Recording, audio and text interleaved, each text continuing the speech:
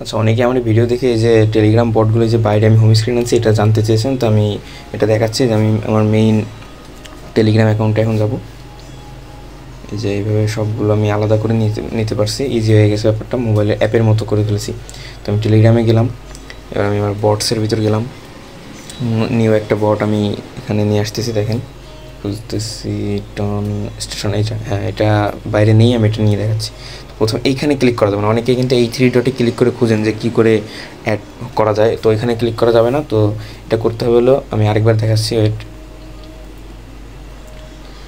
আরেকবার দেখাই। এই যে উপরে টন স্টেশন এখানে ক্লিক করবেন, মানে যে অ্যাপের নাম ওইখানে ক্লিক করবেন, বটের উপর ক্লিক করবেন, তারপরে যে এখানে ভিতরে দেখবেন 3 ডট আছে, ওইখানে ক্লিক করবেন।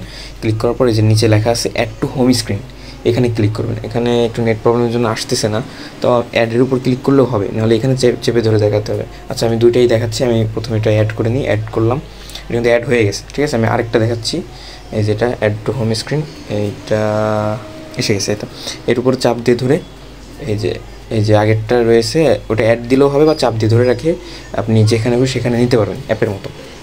তো এইভাবে সবাই করে নিতে পারেন, তাহলে